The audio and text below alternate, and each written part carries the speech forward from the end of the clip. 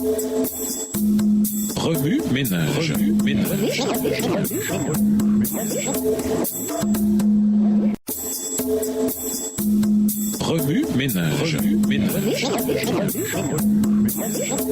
Bienvenue à votre émission Remue ménage. Voilà la leçon de dimanche. Intériorisé. Le Seigneur combattait lui-même aux côtés d'Israël. L'élément de surprise donna à Josué et à son armée un avantage stratégique, mais c'est la bénédiction de Dieu qui leur donna un avantage décisif. Le Seigneur fortifia Josué pour la bataille en lui disant: N'aie pas peur d'eux, je vais les livrer en ton pouvoir. Aucun d'eux ne pourra te résister. Josué 10, verset 8. Bien qu'affrontant une coalition redoutable de 5 rois amorites et de leurs armées, Josué resta concentré sur la puissance de Dieu et non sur la force de ses ennemis. Les troupes amorites subirent de lourdes pertes à cause de l'attaque inattendue des Israélites. Mais une tempête de gros grelons fit encore plus de victimes, au verset 11. La combinaison de l'épée et des grelons permit à Israël de remporter la victoire ce jour-là. L'effort humain coopéra avec la puissance divine. Nous sommes souvent tentés de penser que la foi nous permet de rester sur la touche en tant que spectateurs pendant que Dieu, lui, fait tout le travail. Mais il n'en est pas ainsi. Dieu nous appelle à nous impliquer. La foi exige l'action. Jacques 2, le verset 18. En observant le soleil, Josué calcula que le jour se terminerait avant la fin de la bataille et que l'ennemi pourrait s'éclipser dans l'obscurité. Dans l'une des prières les plus audacieuses de la Bible, il demanda à Dieu d'arrêter le soleil dans sa course afin que l'armée d'Israël ait suffisamment de temps pour remporter une victoire décisive. Josué 10, versets 12 à 14. Dieu exauça la demande de Josué. Il interrompit la rotation de la terre et immobilisa le soleil dans le ciel. Toutefois, ce miracle spectaculaire n'incita pas Israël à réduire ses efforts. Josué mena la charge contre les Cananéens, s'engageant dans la mêlée avec une ferme détermination. Si Dieu veut que nous nous appuyions sur lui pour obtenir force, soutien, directive et assurance, notre foi en ses capacités ne doit jamais être une excuse pour sombrer dans l'inactivité. Les Israélites se battirent sans relâche et longtemps parce qu'ils avaient confiance en Dieu. La Bible dit: le Seigneur lui-même combattait aux côtés d'Israël. Verset 14. Dans ce cas, Dieu leur avait promis la victoire. Au verset 8.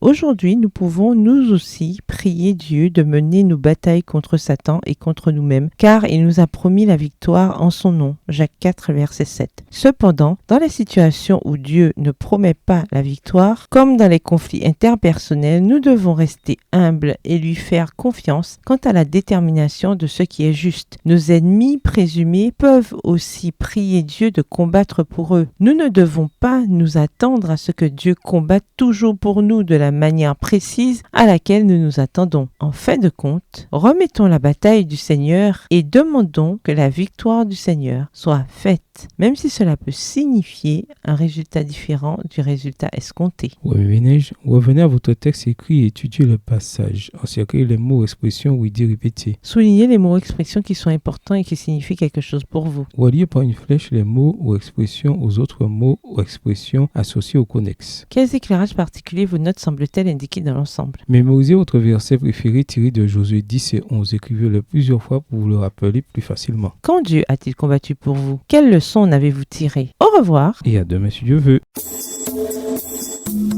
Remue ménage.